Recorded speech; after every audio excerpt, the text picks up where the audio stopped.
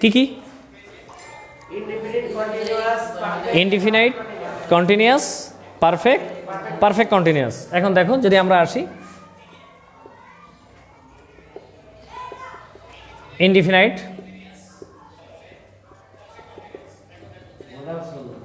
Continuous, perfect, perfect continuous. এখন দেখো এই যে জিনিসটা, এটা কিন্তু আমরা যখন এই যে তিনটা কাল আছে এখানে, হয় একটা কাল আছে কোনটা, একটা আছে অতীতকাল, একটা বর্তমানকাল এবং একটা ভবিষ্যৎকাল, যে কালের সাথে আমরা সংযুক্ত করব। খেয়াল করে দেখো, যদি আমরা টোটাল এই চারটা বেস, কয়টা বেস? টোটাল এই চারটা বেস দেখো, যদি আমরা পাস্টের সাথে নিয়ে আসি, কিসের সাথে? পাস্ট। এখন এইটা আমরা পাস্টের সাথে সংযুক্ত যখন আমরা করব, তাহলে দেখো past indefinite, past continuous, past perfect, past perfect continuous. কয়টা হচ্ছে? চারটা। এখন যদি আমরা এই প্রেজেন্টকে এর সাথে সংযুক্ত করি, তাহলে কি হচ্ছে? Present indefinite, present continuous, present perfect, present perfect continuous. এখন যদি আমরা ফিউচারকে এর সাথে সংযুক্ত করি, তাহলে কি হবে? ইনডিফিনাইট, কন্টিনিউয়াস, পারফেক্ট এবং পারফেক্ট কন্টিনিউয়াস, তাই তো? তাহলে এখন দেখো, যখন আমরা প্রেজেন্ট দিয়ে ধরো শুরু করি, আমরা কি দিয়ে শুরু করব? প্রেজেন্ট দিয়ে শুরু করব। তাহলে এখন প্রেজেন্টটা হচ্ছে যে কি, প্রেজেন্ট ইনডিফিনাইটে যখন আমরা আসবো তখন আমরা কি জানি? প্রেজেন্ট ইনডিফিনাইট টেন্স আমরা চিহ্নিত নাকি? কাকে বলে? সাধারণ। যেমন এম কেন আসবে? আমি তো কন্টিনিউয়াসে আসিনি, অক্সিলারি ভার্ব তো ব্যবহার করি নাই। যদি আমরা বলি হি রিড, কি? হি রিড, সে পড়ে। প্রেজেন্ট ইনডিফিনাইট একেবারে সিম্পল, যেটাকে আমরা গঠন করার সময় কি দিতে পারি? একটা সাবজেক্ট, একটা ভার্ব, একটা অবজেক্ট। সেক্ষেত্রে আমরা কি ব্যবহার করতে পারি? থার্ড পারসন সিঙ্গুলার নাম্বার যদি হয়, সাবজেক্ট কি হয়? থার্ড পারসন সিঙ্গুলার নাম্বার হলে সেখানে আমরা এস বা ইএস যুক্ত করতে পারি। এখন তাহলে আমাদের ইনডিফিনাইট চলে গেল। এখন যদি আমরা আসি প্রেজেন্ট কন্টিনিউয়াস টেন্স, তাহলে কন্টিনিউয়াস টেন্সের গঠন প্রণালী আমরা একবারে কিভাবে জানবো? তাহলে সেখানে কিভাবে জানবো? প্রথমে কি নিয়ে আসবো? প্রথমে সাবজেক্ট নিয়ে আসবো, তারপরে অক্সিলারি ভার্ব। অক্সিলারি ভার্ব কি? প্রেজেন্ট কন্টিনিউয়াস টেন্সের present continuous tense auxiliary verb am is are, এই মিয়া, এম ইজ আর। আমরা এখনো অতীতের দিকে ধাবিত হই নাই, আমরা এখন বর্তমানে আছি। তাহলে বর্তমানে আমরা যদি প্রেজেন্ট কন্টিনিউয়াসে যাই, তাহলে এম ইজ আর, তাহলে সাবজেক্ট দিলাম, সাহায্যকারী ভার্ব হিসেবে এম ইজ আর দিলাম। তারপর আমরা ভার্বের সাথে কি যুক্ত করব? একটা আইএনজি যুক্ত করব। তারপর আমরা কি করব? তারপরে অবজেক্ট যুক্ত করব। এখন দেখো, যদি আমরা প্রেজেন্ট পারফেক্টের সাথে আসি, কিসের সাথে? পারফেক্টের সাথে, তাহলে আমরা কি যুক্ত করব? প্রথমে একটা সাবজেক্ট। প্রথমে আমরা কি যুক্ত করব? প্রথমে একটা সাবজেক্ট যুক্ত করব। প্রথমে ধরো একটা সাবজেক্ট নিলাম, তারপরে এর সাথে সংযুক্ত করব হ্যাভ অথবা হ্যাজ, ঠিক আছে? তারপরে আমরা ভার্বের V3 প্লাস অবজেক্ট, এটা আমরা ব্যবহার করলাম। এখন দেখো কন্টিনিউয়াস, একটা জিনিস মনে রাখবা, যে যখন আমরা ইনডিফিনাইটে গেছিলাম, এই ইনডিফিনাইট আমরা গেলাম, তাহলে সেখানে কি ছিল? শুধুমাত্র সাবজেক্ট ছিল, একটা ভার্ব ছিল, অবজেক্ট ছিল। প্রেজেন্ট কন্টিনিউয়াসে যখন আমরা আসলাম, সাবজেক্ট ছিল, ভার্ব, অক্সিলারি ভার্ব হিসেবে কি ছিল? এম, ইজ এবং আর, প্লাস ভার্বের সাথে আইএনজি প্লাস অবজেক্ট। এবার আমরা যখন আসলাম পারফেক্টে, তখন পারফেক্টে কি আসলো? সাবজেক্ট আসলো, সাহায্যকারী ভার্ব হিসেবে হ্যাভ হ্যাজ আসলো, V3 আসলো, অবজেক্ট আসলো। এখন দেখো, যদি আমরা প্রেজেন্ট পারফেক্ট কন্টিনিউয়াস টেন্সে যাই, তাহলে কি হবে? তাহলে সেখানে আমরা একটা সাবজেক্ট নিয়ে আসবো, তারপর আমরা কি নিয়ে আসবো? হ্যাভ বা হ্যাজ বিন। কি নিয়ে আসবো? হ্যাভ বা হ্যাজ বিন প্লাস ভার্বের সাথে আইএনজি প্লাস অবজেক্ট। এখন একটা জিনিস খেয়াল করো ভালো করে, সেটা হচ্ছে যে যখন আমরা কিন্তু প্রেজেন্টে যখন আমরা ছিলাম ইনডিফিনাইট টেন্সে, তখন সাবজেক্ট, একটা ভার্ব ছিল, একটা অবজেক্ট ছিল। যখন আমরা পাস্ট ইনডিফিনাইটে চলে যাব, সাবজেক্ট এবং ভার্ব এবং অবজেক্ট তিনটাই থাকবে, শুধুমাত্র পরিবর্তিত হবে ভির সাথে টু। কি হবে? V2। ভালো করে দেখো, V2। এখন যদি আমরা আসি পাস্ট কন্টিনিউয়াস টেন্সে, কিসে আসি? ইনডিফিনাইটে দেখো, প্রথমে আমরা প্রেজেন্ট ইনডিফিনাইটে আমাদের ছিল সাবজেক্ট V1 প্লাস অবজেক্ট। আমরা পাস্ট ইনডিফিনাইটে যখন চলে গেলাম, তখন হয়ে গেল সাবজেক্ট V2 অবজেক্ট। এখন দেখো, যদি আমরা পাস্টে আসি, পাস্ট কিসে? কন্টিনিউয়াস টেন্সে। তাহলে সাবজেক্ট ছিল, সাহায্যকারী ভার্ব হিসেবে এম ইজ আর ছিল। এই এম ইজ আর এর পরিবর্তে আমরা সাবজেক্ট নিয়ে আসবো, তারপরে কি দেবো? Was were. তাহলে প্রেজেন্ট কন্টিনিউয়াস টেন্সে কি দিয়েছিলাম? এম ইজ আর, আর পাস্ট কন্টিনিউয়াসে ওয়াজ ওয়ার। সব কিন্তু সেম টু সেম, ভার্বের সাথে আইএনজি আছে এবং সাথে লাস্টে আমরা অবজেক্ট ব্যবহার করব। এবার দেখো যদি আমরা আসি পাস্ট পারফেক্ট টেন্সে, তাহলে কি হবে? শুধুমাত্র হ্যাড। কি হবে? সাবজেক্ট হ্যাভ এবং হ্যাজ, যেখানে আমরা প্রেজেন্ট পারফেক্ট টেন্সে হ্যাভ হ্যাজ দিয়েছিলাম, সেখানে আমরা পাস্ট পারফেক্টে যখন আমরা আসবো তখন সাবজেক্টের পরে কি দেবো? হ্যাড দেবো, তারপর আমরা V3 দেবো, তারপর অবজেক্ট দেবো। এখন যদি আমরা আসি পাস্ট, ওই যে পাস্ট পারফেক্ট কন্টিনিউয়াস টেন্স, একদম লাস্টেরটা পাস্ট পারফেক্ট কন্টিনিউয়াস টেন্স। তাহলে পাস্ট পারফেক্ট কন্টিনিউয়াস টেন্সে আসলে আমরা কি ব্যবহার করব? সাবজেক্ট ব্যবহার করব, সাথে আমরা হ্যাডের সাথে বিন। কি জিনিস? হ্যাডের সাথে বিন। যেহেতু আমরা এখানে হ্যাভ এবং হ্যাজের সাথে পারফেক্ট কন্টিনিউয়াসে বিন বসিয়েছিলাম, তাহলে আমরা ওখানে কি বসাবো? Had been. এখন বাকি থাকলে কোনটা? ফিউচার। ফিউচারের অংশ তো। আচ্ছা, এখন ফিউচারের অংশ বাকি থাকলো, তাহলে ধরো ফিউচার ইনডিফিনাইট টেন্স যদি আমরা ব্যবহার করি, তাহলে ফিউচার ইনডিফিনাইট টেন্সে কি ব্যবহার করব? সাবজেক্ট শ্যাল এবং উইল। দেখো এখানে কিন্তু কোনোটাই, ভালো করে দেখো, প্রেজেন্টে কিন্তু আমরা শুধুমাত্র কি বসিয়েছি? সাবজেক্টের পরে V1, পাস্টে আমরা বসিয়েছি সাবজেক্টের পরে V2। কিন্তু ফিউচারের ক্ষেত্রে আমরা ইনডিফিনাইট টেন্সে যখন যাব তখন কিন্তু আমাদের এখানে বসাতে হবে কি? শ্যাল বা উইল। Shall will. তাহলে প্রথমে আমরা একটা সাবজেক্ট দেবো, তারপরে শ্যাল উইল প্লাস অবজেক্ট। এখানে ভার্বের কিন্তু V1 কি হবে? ভার্বের V1 আমরা ব্যবহার করব।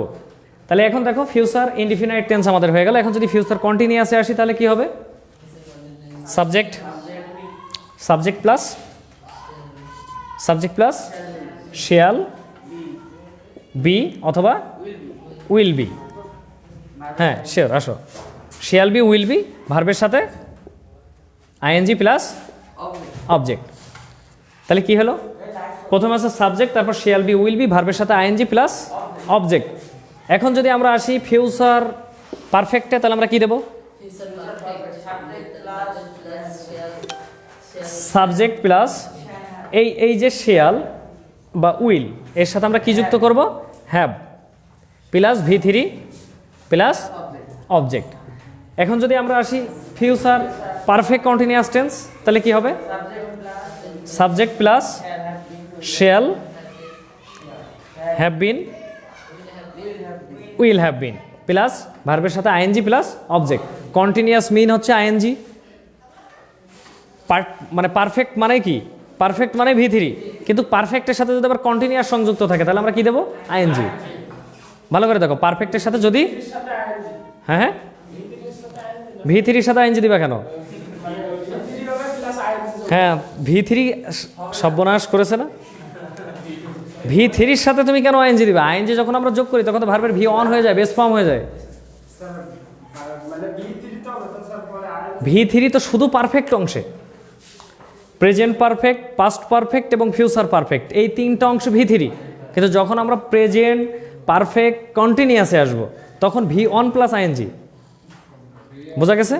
কন্টিনিউয়াসের জন্য V1 আইএনজি। পাস্ট পারফেক্ট কন্টিনিউয়াসে যখন আসবো V1 আইএনজি, তখন কি তুমি ওখানে লিখবা ওয়েন্টিং নাকি না গানিং লিখবা? না, ধরো তার কথা মতো আমরা কি লিখবো? তাহলে আমরা ধরো GONE গান, আমরা V3 জানি। এখন V3 সাথে যদি আইএনজি দিই তাহলে আমরা গানিং, সেটা কি হয়ে গেল? তাহলে কন্টিনিউয়াস মিন হচ্ছে আইএনজি যদি আমরা শুধু পারফেক্টে থাকি। কোন পারফেক্ট? শুধু পারফেক্টে থাকলে V3, প্রেজেন্ট পারফেক্টে যদি আমরা থাকি হ্যাভ হ্যাজ, পাস্টে থাকলে হ্যাড, এবং যদি আমরা ফিউচারে থাকি তাহলে শ্যাল হ্যাভ, উইল হ্যাভ। এবং দেখো প্রেজেন্ট পারফেক্ট কন্টিনিউয়াস টেন্সে যদি আমরা থাকি তাহলে কি হবে? হ্যাজ বিন বা হ্যাভ বিন সাথে আইএনজি। যদি আমরা পাস্ট পারফেক্ট কন্টিনিউয়াস টেন্সে থাকি তাহলে হ্যাড বিন সাথে আইএনজি।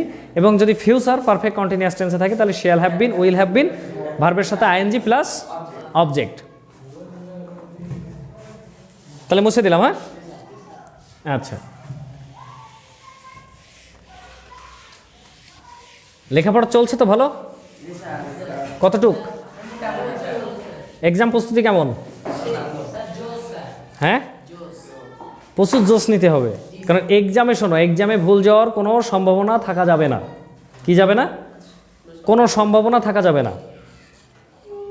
এক্সাম পরিপূর্ণভাবে দিতে হবে, আর প্রত্যেকটা এক্সামে অ্যাটেন্ড করতে হবে। সেটা স্কুল এক্সাম হলেও মনে করো সেটা দিতে হবে কি বোর্ড এক্সামের মতো, পরিবেশ নিয়ে থাকে এক্সাম, তোমার কী করতে হবে, কমপ্লিট করতে হবে। কোচিংয়ের এক্সাম হলেও প্রত্যেকটাতে তুমি অংশগ্রহণ করবা, তাতে করে কী হবে, তোমার যে বোর্ড যে কোশ্চেন থাকবে সেই কোশ্চেনে কত পার্সেন্ট ভয় কেটে যাবে, 90%। 90% ভয় কেটে যাবে। দেখা যাচ্ছে কিছু কিছু ব্যতিক্রমী কোশ্চেন অনেক সময় আমাদের সামনে পড়ে মানে চলে আসে, যদিও সেটা আমি জানিয়ে দেবো, সমস্যা না, কেমন ধরনের কোশ্চেন আসতে পারে। তাহলে আরেকটা জিনিস সম্পর্কে তোমাদের একটু জিজ্ঞাসা করি আমি। আমরা কিন্তু এর আগে রাইট ফর্ম অফ ভার্বের একটা অংশ করেছিলাম, যার শর্টকাট ভার্সন আমি দেখিয়ে দিয়েছিলাম তো কি কি আমরা কেমনভাবে করেছিলাম। আমরা কিন্তু প্রথমে আলোচনা করেছিলাম কি, যে প্রথম যদি আমরা রাইট ফর্ম অফ ভার্ব সম্পর্কে ভালোভাবে জানতে যাই, তাহলে আমাদের প্রথমে ধারণা রাখতে হবে কিসের উপরে, প্রথমে ধারণা রাখতে হবে ভার্বের বেস ফর্ম। বেস ফর্মটা কি জিনিস, একদম মূল, মানে একদম মেইন যে ভার্বের অংশ থাকে যার কোনো পরিবর্তন হয় না, যার কোনো পরিবর্তন, যেমন গো মানে যাওয়া। কিন্তু এটা যখন আমরা বেস ফর্ম থেকে কোন অংশে যাব, পাস্ট অংশে যাব, তখন কিন্তু হয়ে যাবে গো ওয়েন্ট, এবং যখন পাস্ট পার্টিসিপল অংশে যাব তখন গান। তাহলে এখন এটা আমরা বলেছিলাম। তারপর আমি কিন্তু আরও বলেছিলাম যে সেখানে জেরান্ড ফর্ম কি আসবে, ভার্বের জেরান্ড ফর্মের সাথে, জেরান্ড ফর্ম বলতে কি বোঝায়, জেরান্ড ফর্ম বলতে আমরা কিন্তু বুঝি ভার্বের সাথে ING, verb plus ING, gerund form. যেমন আমরা গো, এই গোর সাথে যদি প্লাস আইএনজি, এই যখন আমরা একসাথে গোয়িং লিখবো, কি লিখবো, গোয়িং, তখন কিন্তু এটা জেরান্ড ফর্ম হয়ে যাবে। কি ফর্ম, জেরান্ড। আচ্ছা, এখন ইনফিনিটিভ ফর্ম আমি কি লিখেছিলাম,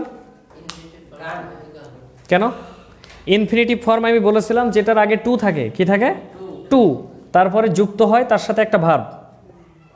তাহলে টু ইট, আমরা এখন বলি না to eat, to read, to go, হ্যাঁ, যখন আমরা শব্দটা ব্যবহার করি এটা হচ্ছে ইনফিনিটিভ ফর্ম। কি ফর্ম, ইনফিনিটিভ ফর্ম।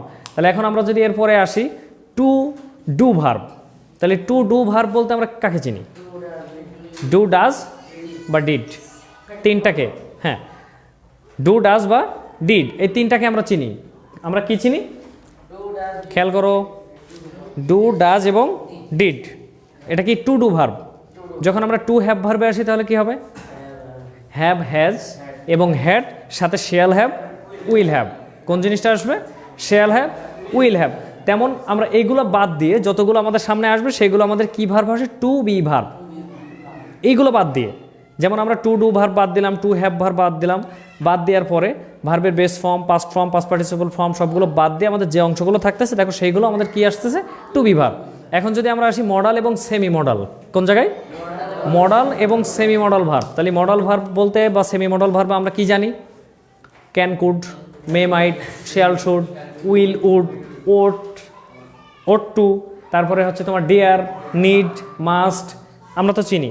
তারপরে am to, is to, are to, have to, has to, তাই তো আমরা এগুলোকে চিনি কি ভার্ব হিসেবে, মডাল বা সেমি মডাল হিসেবে। এখন দেখো এইগুলোর পরে আমি কিন্তু তোমাদের বলেছিলাম যদি শুধুমাত্র কি থাকে, সংক্ষেপে শুধুমাত্র পরীক্ষায় যে পরে অ্যান্সার করে দেবা, এটার জন্য শুধুমাত্র যদি আমাদের কি থাকে, মডাল ভার্ব থাকে। কি ভার্ব, কোনো বাক্যের মধ্যে মডাল ভার্ব। তাহলে মডাল ভার্ব কোনগুলো আমরা তো চিনেছি, can, could, may, might, shall, should, will, would, ought to, dare, must, কি তারপরে কি আছে আরও যদি সেমি মডালের দিকে আমরা যাই, am to, is to, are to, have, মানে তোমার হ্যাভ টু, হ্যাজ টু, যে যতগুলো আছে, তাহলে মডাল শুধুমাত্র যদি একটা মডাল ভার্ব বাক্যের মধ্যে দেখতে পাও এবং তারপরে যদি একটা গ্যাপ পাও, তাহলে তুমি কি দিয়ে দিবা, ভি অন, মানে এখানে গ্যাপের মধ্যে ভার্বে যে ফর্মটা থাকবে সেই ফর্মেই তুমি বসাই দিবা। যে ফর্ম থাকবে বেস ফর্ম মেইন, যে ফর্ম থাকবে সেই ফর্মেই তুমি উত্তরটা করে দিবা। এখন যদি আমরা দেখি মডালের সাথে, মডাল ভার্বের সাথে যদি দিই কি, যদি বি থাকে তাহলে আমরা কি বসাবো,